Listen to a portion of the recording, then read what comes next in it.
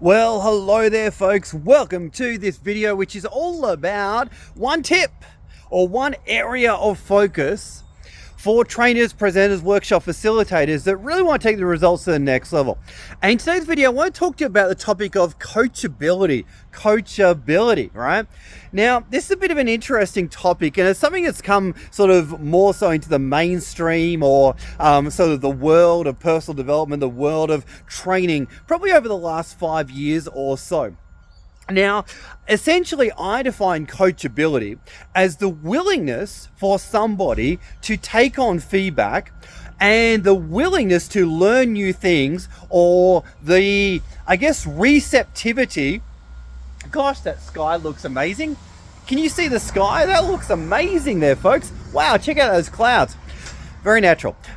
So the thing is, coachability relates to how receptive somebody is to feedback, and also how quickly they can take on new information and essentially be a sponge for that information. Now, the thing is though, the higher the level of coachability, the better, right? We don't want someone that goes, I'm going to keep doing it my way. I'm not going to take on your information. I'm just going to keep doing it the way I've always done it, okay? Now, whenever you are delivering a training or a workshop, you are always going to find you're going to have a group of people and they've got different levels of coachability. They come in with what I define as sort of a preset level of how coachable they will be. Okay, so you get some people that are like, yes, give me more. Yes, tell me more. And they do it exactly the way that you say to do it, right? Now, you get other people that you can say it, you can do it, you can get them working through it. But no matter what you do, they resist the new knowledge, or they take it on, but only to a degree. And so coachability is a really important thing for great learners to have and be able to develop. Now, it's also something that as a trainer, presenter, coach, facilitator, mentor, whatever you want to call yourself, you need to ideally be able to foster in the room or in the environment as well. And you want to encourage people to be as coachable as possible, which is not always a very easy thing to do. But in today's video, I want to give you 4 tips on how you can help people become even more coachable. Okay, because I see it all the time that, I'll teach some amazing content to some people and I'll see some people fully run with it, and I'm like, whoa, I am blown away by how coachable that person was. And they go out, they get amazing results because they just followed the formula, right? You get other people, it's like, oh, I'll do that bit, but I won't do that bit, or yeah. So coachability and the ability to actually inspire other people is really important, right? Now, you can't change everyone and you can't make everybody inspired to learn, because here's the deal, folks. Everybody is ready for the information when they are ready for it. Okay. So for example, they could have something going on at home. They could have something going on, in their workplace. It's just, closing down their filter of receptivity.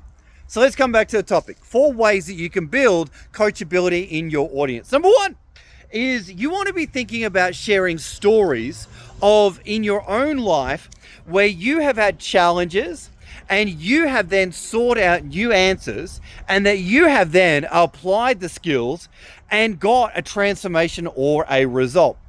So that would sound like, I don't know, when you were struggling at work, you connected with a mentor, they said something, you applied the concepts that they taught you, and you got a massive result, right? So you want to continually be sharing results or episodes in your own life where you yourself demonstrated great coachability. All right. So that's the first thing.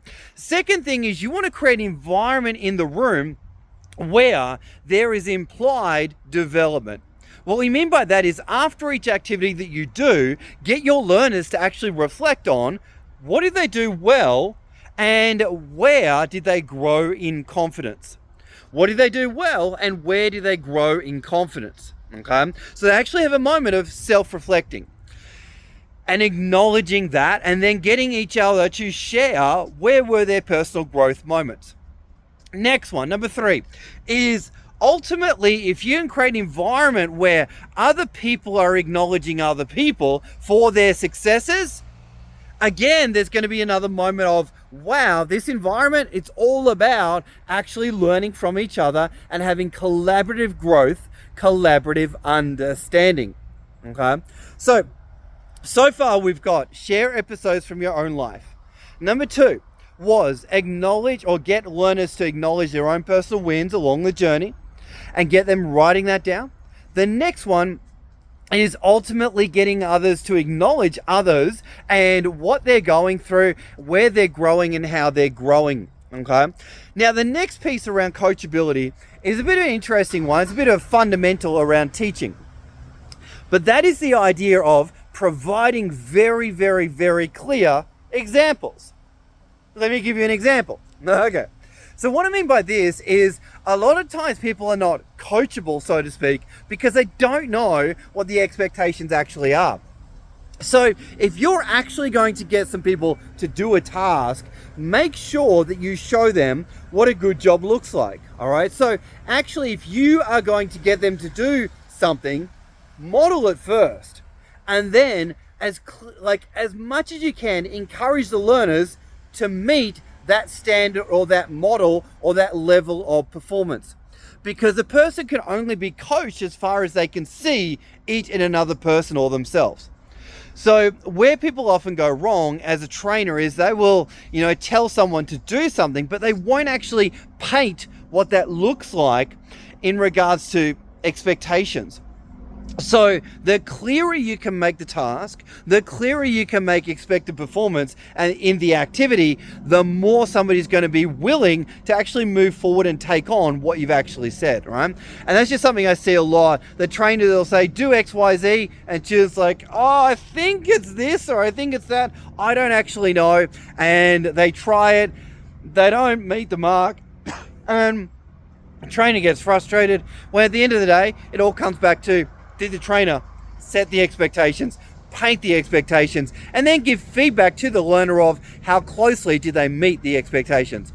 On that note, folks, this is a big topic and there's so many components to coachability. But if you're watching this video, you're probably a highly coachable person and you do value learning. On that note, folks, hope you enjoyed it. Like, comment, share. Let's get the message out there. It's all about helping people be the very best trainers and presenters they truly can be. Thanks for watching, team. We'll see you on the next one. Bye.